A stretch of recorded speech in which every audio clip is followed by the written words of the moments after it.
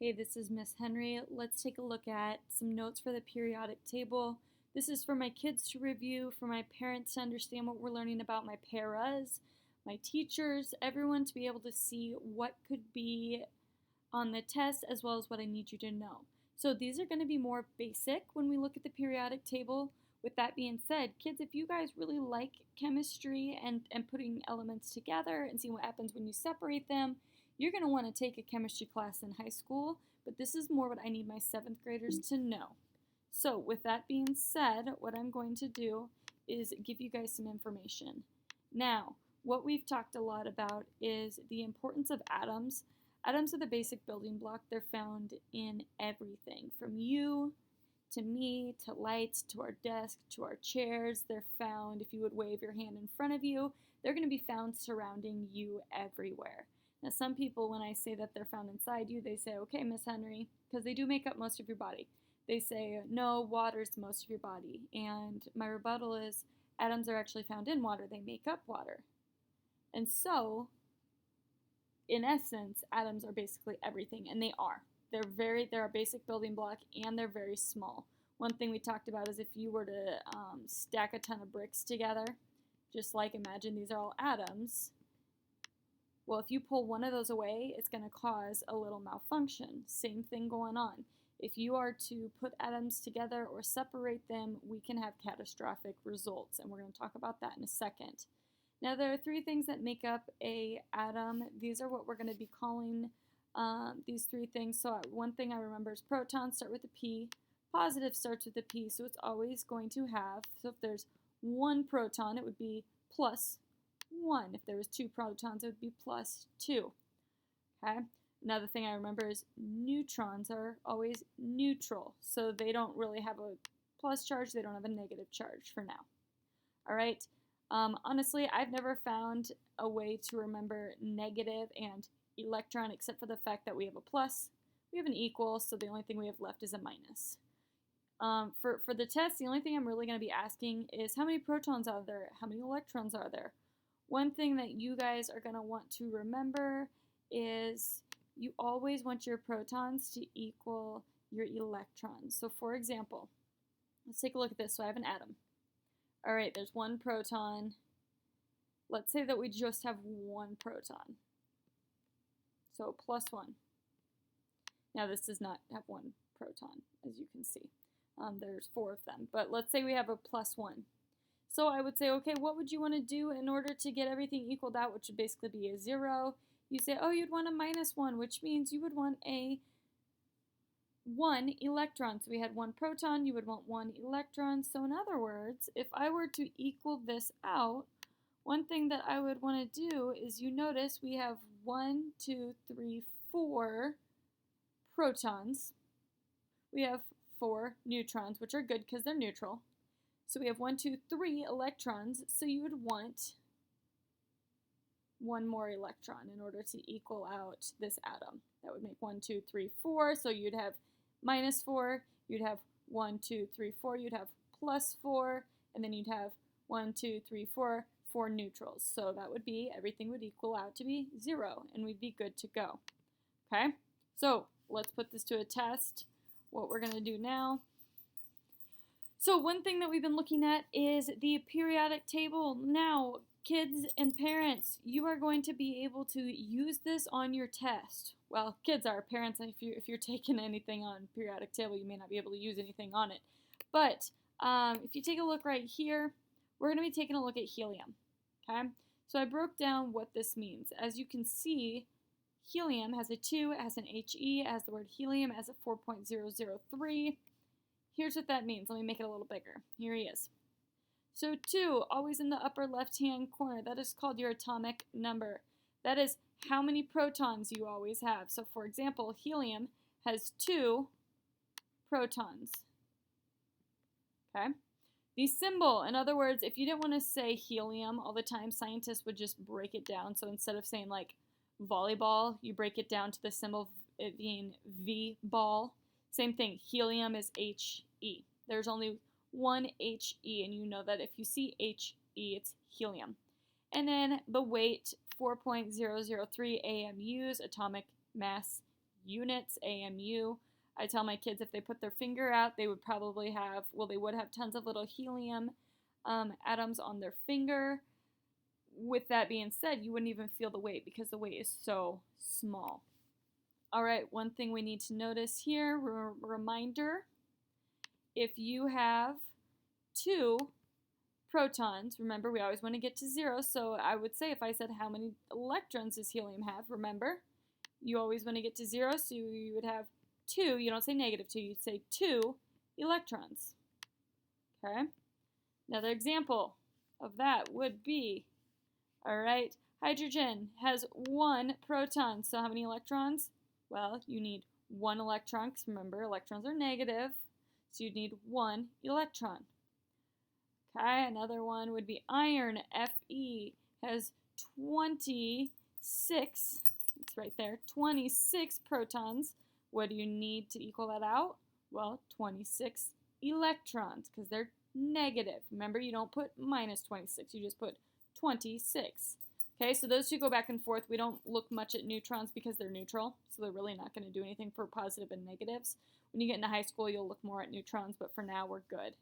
Another thing you will want to notice is when we look at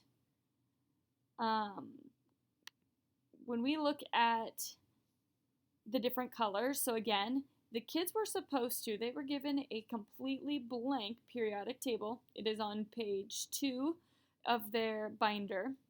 They do not have to keep binders in my room. I give them that option if they'd like to. They do not have to.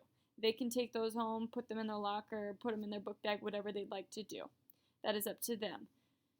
Now, one thing we would like to look at is we have created, so I gave the kids plenty of time to color in their periodic table based on the key down below. Now, they actually had to color in the key too. So, for example, transition metals are yellow.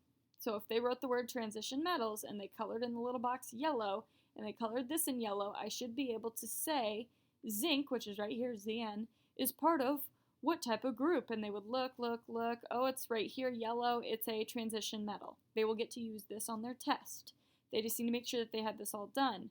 Where I may say nitrogen right here is part of what group? They would look and, oh, blue on blue, non-metal. And then remember, these ones are rare metals, all right? So that's another thing we'll be looking at. As long as they colored it, that should be easy. I'm also teaching them how do we read charts? How do we read graphs? Well, they basically made this entire thing and they made the key. So we should be picking that up. All we have to do is look at the key. Okay, so let's take a look at a bigger periodic table. Same thing, same type of periodic table. They actually have a huge one of these in their notebook, and it's laminated, so we can do a lot with it. Another activity we did is we looked at the word book. So with that being said, I said anytime there's a capital letter, just like your name is a capital letter in the front, we know it's a new element. And I said, all right, kids, let's say I had John and Kayla and Carson and Jenny and Sam, and I just put them all in a line, and I didn't put a comma, I didn't put a space, I just put all their names. I said, how would you be able to tell when one name starts and one name ends? And they said, well, this would be a capital J. This would be a capital K. And we just kept going. And I said, it's the same thing with elements. So I have F, little e. It could keep going until you say, okay, big C, little o. So you know that there was a split between elements there. Okay, you may just have an element that just has one letter. So B. And then if there's a capital C, you know that that's split because there's a capital B, capital C. You can even put big C, little l, big F. Well, you know that's two completely different elements, all right? So with that being said, one thing we will look at is we did an example of this where we took a look at book, capital B, capital O, capital K. We had 4 different elements. Bear in mind that oxygen, my smiley face, oxygen is the same element, but it's used twice. So I had 4 separate elements, but 3 different elements. So capital B is boron, capital O is oxygen, O is oxygen, and then K is potassium. Some of them, actually most of them, the letter will match its symbol. B for boron, O for oxygen, N for nitrogen, C for carbon. Every once in a while you'll get these weird ones where K is potassium, Na is sodium, Fe is iron. Know that these have a Latin background. For the most part, they match their symbols. However, there's about 8 to 10 of them that they don't, and we work a lot with those, with the kids, so they can find them, because K for potassium can be a little confusing. So that's kind of what we look at. Another one would be B, and then remember capital R, little a, capital I, capital N. We have B, R, A, I, N. So we do some of those too. I really do think that the kids get those pretty well. Here's that chart I was telling you about with the coloring. Here's another thing that can get kids a little mixed up. So there's a huge difference between going across, because look, 1, 2, that would be that'd be 1, and then here's 2, 3, 4. Okay, there's a difference between doing that and doing this. 1, 2, 3, 4, and it actually could be deadly if you mix the wrong. If I said I want the second element in row 4, and you think that means 1, 2, 3, 4, this is the second element in row 4, and I was actually talking about the second element in row, here's 4, and I'm talking this one, and you thought I meant the second element in row 4, that could be a deadly mixture that you're creating. And so we talked to the kids about the difference between this and this. Okay? So periods, if I ever say, what is the second element in period 4, I would go, well, there's 1, there's 2, here's 3, here's 4, this is all 4, and here's the second element. Okay, it's calcium. If I ever said, what is the second element in group 4, we know we're going up and down. So 1, 2, 3, 4, and then there would be my second element. Okay, so in other words, the kids also, this was the same, let me show you. This is the same one that I just showed you a second ago. They have this colored, and they should have, because during notes, I made them draw an arrow from left to right, an arrow from up to down, and label it. All right, so with that being said, a lot of this, guys, is just understanding how to read charts.